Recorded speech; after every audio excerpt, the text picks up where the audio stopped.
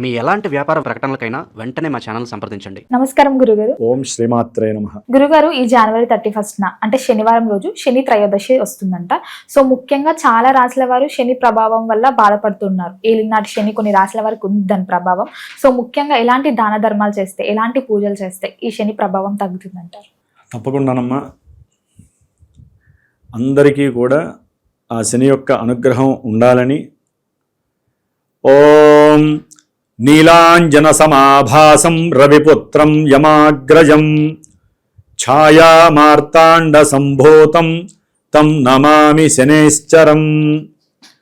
శనిచరగ్రహ దేవతాయే నమః. శనిచరుడు అంటే చాలా, శని అంటే మందంగా నడిచేవాడు శని భగవాను. ఒక్కొక్క రాశిలో 2.5 సంవత్సరాలు ఆయనే హయ్యెస్ట్.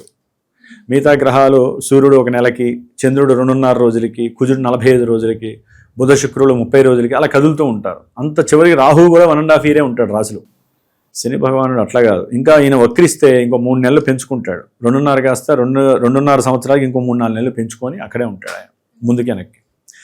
సమస్య ప్రతి మానవుడికి ఎక్కడయ్యా వచ్చేదంటే శని భగవానుడే. శని అంటే చాలు ఎగిరి గంతేసి వెనక్కి వెళ్ళిపోతూ ఉంటారు. భయం, అసలు భయం ఎవరికి పొందాలంటే రాహువుకి భయపడాలి, కేతువుకి భయపడాలి, అది కుజుడికి భయపడాలి. అంతేంటే వీళ్ళు డైరెక్ట్గా చేసేస్తారు ఏదైనా. శని చెయ్యడు, కర్మని అనుభవింపజేస్తాడు. అంటే ఒక డిసిప్లిన్ నేర్పిస్తాడు, క్రమశిక్షణ. అసలు ఒక మనిషి నిలబడి ఉండాలన్నా, ఒక భూమి తన ఇరుసు మీద తను ఒక క్రమశిక్షణగా ఒకే సమయం మెయింటైన్ చేస్తూ తిరుగుతుందంటే శని అనుగ్రహం ఉంటేనే ఆ విధంగా జరుగుతాయి. సూర్యుడి యొక్క శక్తితో తిరుగుతున్నాయి గ్రహాలన్నీ, కానీ ఎక్కడా కూడా ఇబ్బందులు లేకుండా కరెక్ట్గా తిరుగుతుందిగా భూమి ఇరుసు మీద. అట్లాగే మనిషి కూడా పూర్వజన్మలో మనం ఏం చేసామో మనకేం తెలియదు, ఏ పాపం చేసామో మనకేం తెలియదు.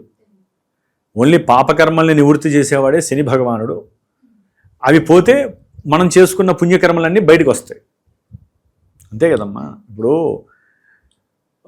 మనం ఏదైనా ఎక్స్ట్రాగా తింటాం ఒక్కోసారి, ఏ ప్రయాణాలు చేస్తూ తినకూడని చోట ఏదో గబాలన నూనె వస్తువు తింటాము.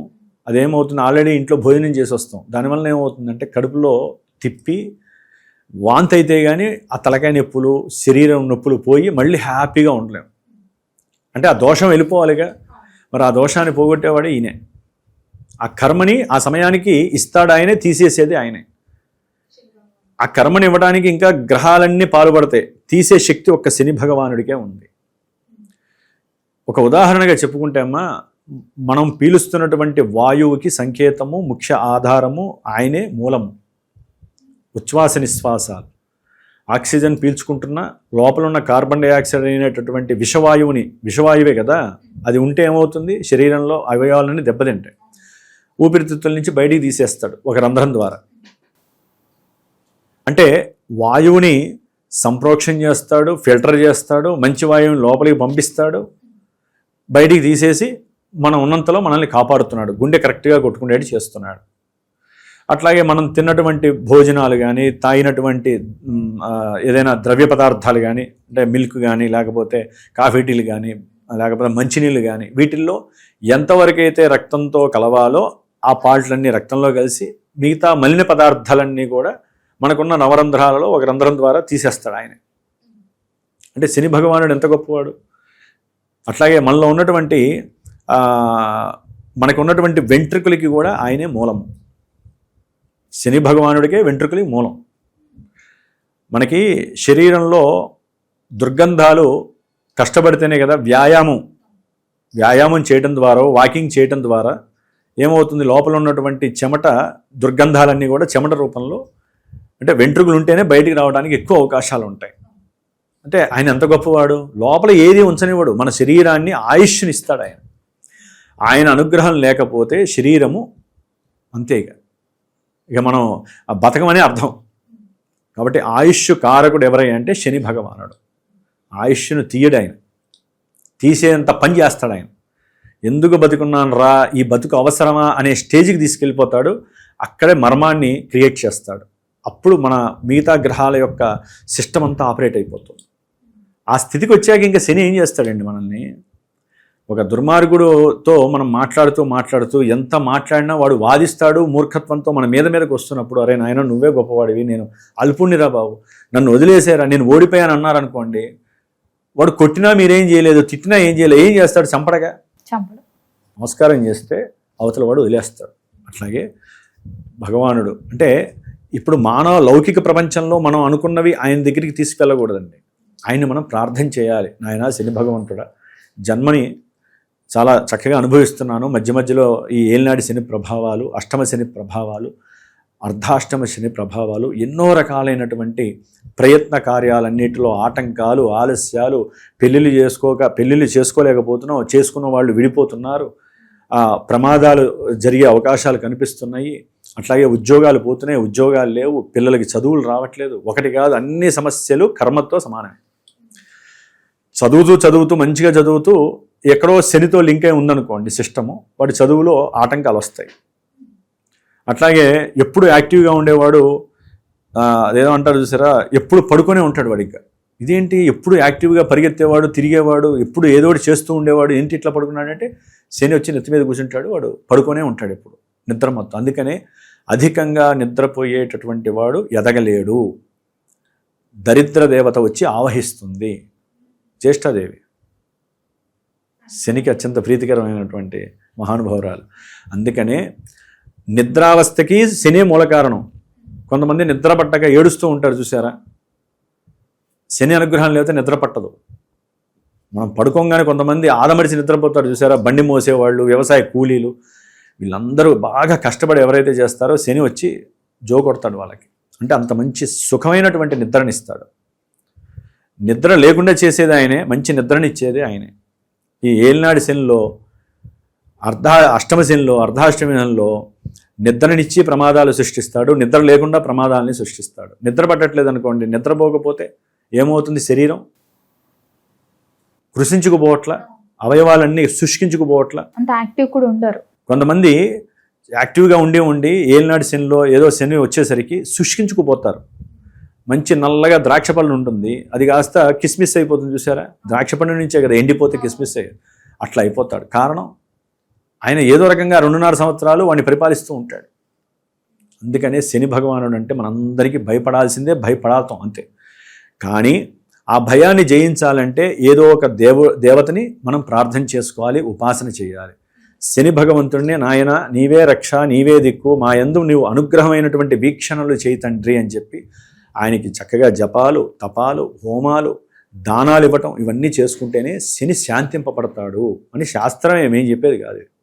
మరి అలాంటి వాటిల్లో ప్రతి శనివారానికి విశేషం ఉంటే ఈ యొక్క కొంతమంది రాశులు వాళ్ళు ఉన్నారమ్మా, కుంభరాశి, మీనరాశి, మేషరాశి, ఈ ముగ్గురికి కూడా ఆల్రెడీ తెలుసు. అమ్మో ఏలినాడు శని గురువు గారు, అమ్మో ఏలినాడు శని అని చెప్పి ఫోన్లు చేసి, లేకపోతే వాళ్ళు కూడా తెలిసిన వాళ్ళ దగ్గర కంగారు పడిపోతున్నారు. అష్టమ శని, సింహరాశి వాళ్ళకి అష్టమంలో శని, ధనుస్సు రాశి వారికి అర్ధాష్టమంలో శని.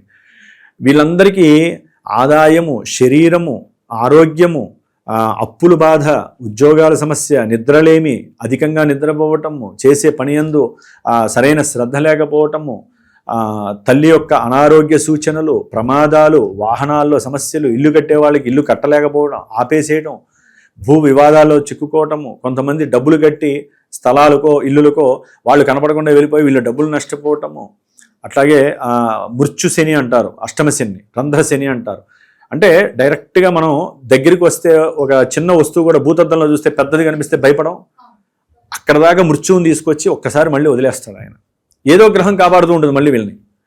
లేదు కర్మ చాలా బలీయంగా ఉంది అంతే, ఆ దగ్గరికి వచ్చిందంటే ఇక అదొక బ్లాక్ హోల్లోకి లాగేస్తాడు ఆయన. ఏదో ఒక గ్రహం కాపాడుతుంది, ఏదో ఒక పూజా పునస్కారం కాపాడుతుంది. ఈ వీడు ఇక వాళ్ళ తల్లినో తండ్రినో ఆరాధించే వాళ్ళు ఉంటే వాళ్ళ యొక్క ఆరావిని కాపాడుతుంది. లేదా గురువుల్ని పోషించే వాళ్ళు ఉంటారు, ఎన్నో అనాథాశ్రమాలకి లేకపోతే జపతపాలు, హోమాలు చేయించే వాళ్ళు ఉంటూ ఉంటారు. ఇవన్నీ తెలిసి భయం లేకుండా ధైర్యంగా, అంటే నేను సంపాదించే 10 రూపాయల్లో ఒక 2 రూపాయలు దైవానికి ఖర్చు పెడతానని చెప్పి చాలామంది ఖర్చు పెట్టుకుంటారు. మరి కర్మని ఏ విధంగా నివృత్తి చేయాలమ్మా? మనమే తిని మనమే ఖర్చు పెట్టుకుంటే దాని కర్మ నివృత్తి కాదు.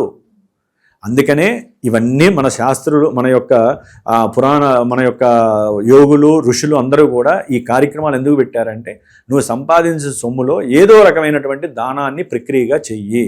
దాని ద్వారా నీ కర్మ అనేది అలా వెళ్ళిపోతూ ఉంటుంది, పక్కకి వెళ్ళిపోతుంది, లేకపోతే నీలోనే ఉంటుంది. ఆ కర్మకి పూర్తిగా ఆయన సాఫ్ చేసేస్తాడు శని భగవానుడు, లేవనీయకుండా చేస్తాడు ఆయన.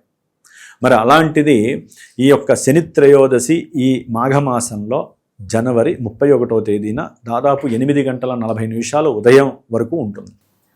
కాబట్టి ఇందాక చెప్పిన రాశుల వాళ్ళు, కన్యా రాశి వాళ్ళు ముఖ్యంగా భార్యాభర్తలు ఊరికే గొడవలు, పుట్టింటికి వెళ్ళిపోవటము, లేకపోతే ఇద్దరు విడిపోవటము, బంధువులతో సమస్య, ఉద్యోగంలో సమస్యలు, ఉద్యోగాలు వదిలేసిన వాళ్ళు, విదేశాల్లో ఉన్నవాళ్ళు ఇక్కడ రావడానికి ప్రయత్నాలు చేసినా జరగకపోవటం, ఒకటి కాదు ఎన్నున్నాయో అన్ని. ముఖ్యంగా పార్ట్నర్షిప్ బిజినెస్లు, వీళ్ళకి కూడా కన్యా రాశి. వీళ్ళందరూ తప్పకుండా శనిగ్రహ జపాలని, క్షీర తర్పణాలు చేయించుకోవటం, శనిగ్రహ దానాలు ఇవ్వటము, అంటే నువ్వులు అవన్నీ ఉంటాయిలేండి, బియ్యము అవన్నీ ఎవరికి తోచిన విధంగా వాళ్ళు చెప్తారు దేవాలయాల్లో. అట్లాగే ముఖ్యంగా తిలహోమము, అంటే నువ్వులతో హోమం స్వామివారికి, బెల్లము నువ్వులు కలిపి స్వామివారికి వాళ్ళ కూర్చొని చేస్తూ ఉండాలి, ఒక బ్రాహ్మణ్ణి పెట్టుకొని. ఈ విధంగా కనుక వాళ్ళు చేసుకున్నట్లయితే ఉన్నంతలో ముందు ఈ ఆగిపోయిన కార్యక్రమాలు కానీ ఇబ్బందులు కానీ తొలగిపోయి ఒక 4 స్టెప్స్ అన్న ముందుకు వేస్తారు.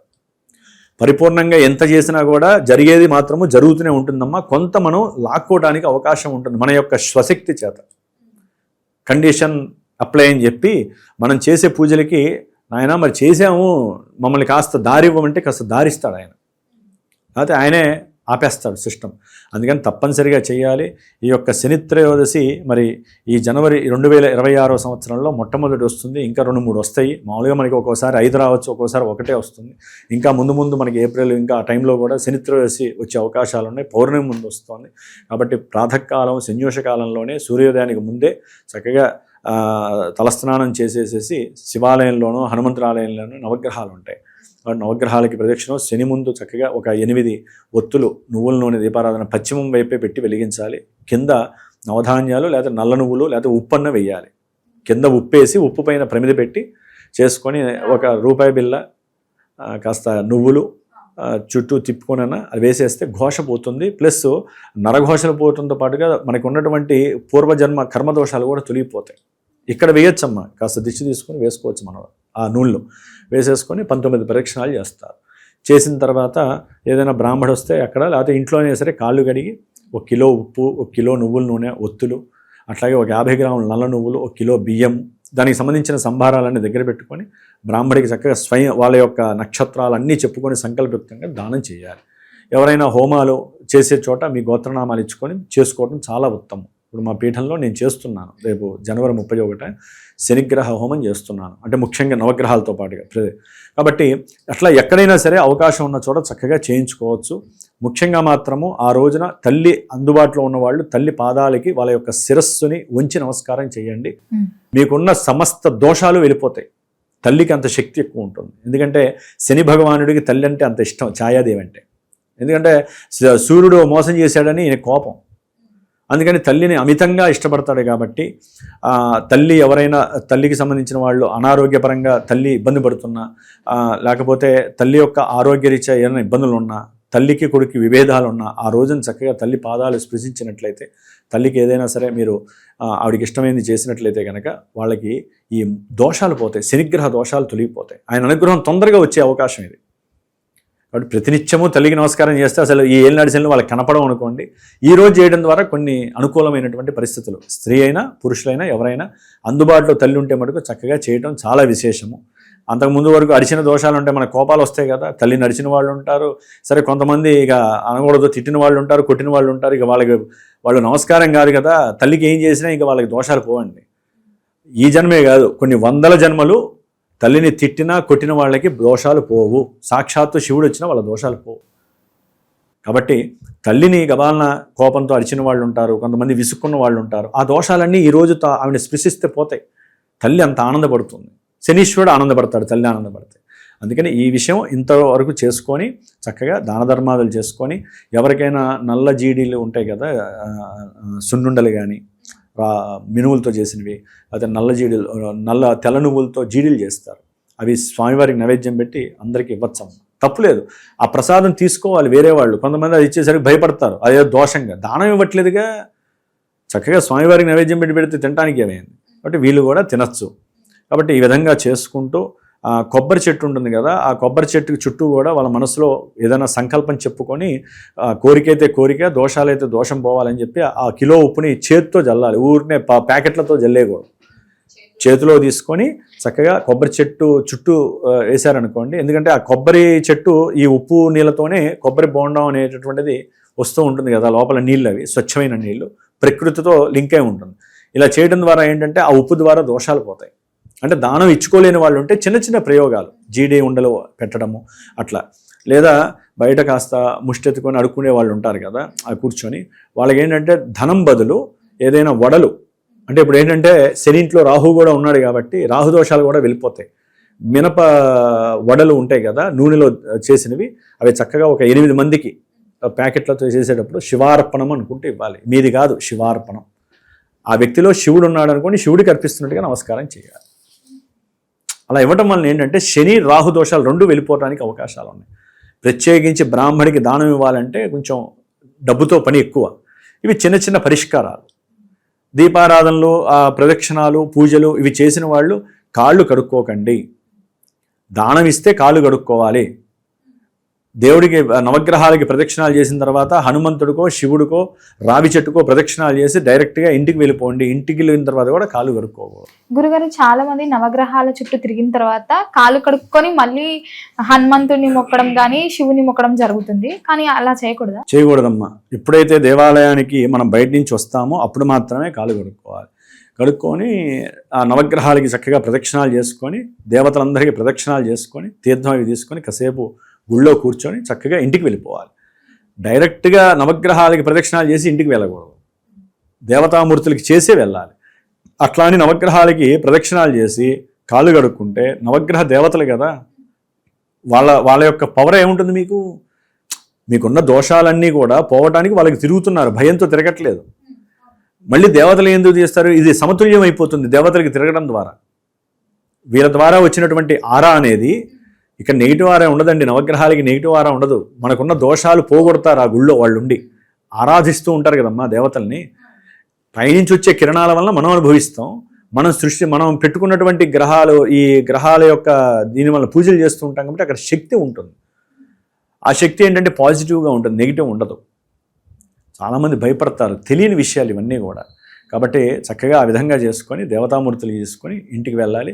కాళ్ళు కడుక్కోకూడదు. ఒకవేళ ఎవరైనా బ్రాహ్మడికి కాళ్ళు కడిగి దానం ఇస్తే సాధ్యమైనంత వరకు కాళ్ళు, చేతులు, శిరస్సు తడి చేసుకుంటారే తప్ప దానం ఇస్తే శిరస్నానం చేయరు. సరే, కొంతమంది ఏదన్నా వాళ్ళకి ఫీలింగ్ ఉంటే శిరస్నానం చేసి దీపారాధన చేసి బొట్టు పెట్టుకుంటే అయిపోతుంది అంటారు.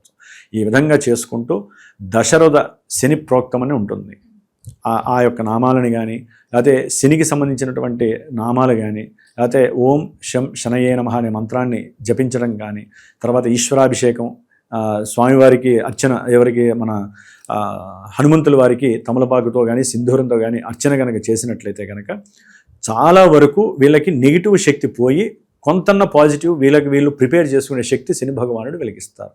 కాబట్టి ఈ శనిగ్రహ దోషం ఉన్నటువంటి వాళ్ళు ఈ ప్రయత్నాలు చేస్తూ మళ్ళీ మీ యొక్క జీవితంలో కూడా మీరు కొంత క్రమశిక్షణ చర్యల్ని ఏర్పరచుకుంటూ భూతదయ కలిగి ఉండి, అందరి యందు కూడా సమానమైనటువంటి దయ కలిగి ఉండి దాన ధర్మాదులు చేసుకుంటూ అవతల వాళ్ళకి సహకారం చేసుకుంటూ మిమ్మల్ని మీరు పోషించుకుంటూ నలుగురిని కనుక గమనించుకున్నట్లయితే శని భగవానుడు తొందరగా వీరి దగ్గరికి రాడు. మనకు తెలియకుండానే ఏలినాడు శనులు వెళ్ళిపోతే అష్టమ శనులు వెళ్ళిపోతాయి. గురుగారు, మొత్తం మీద ఒక మంచి రోజున ఎలా వినియోగించుకోవాలో తెలియజేసినందుకు ధన్యవాదాలు. ఓం శ్రీమాత్రే నమః.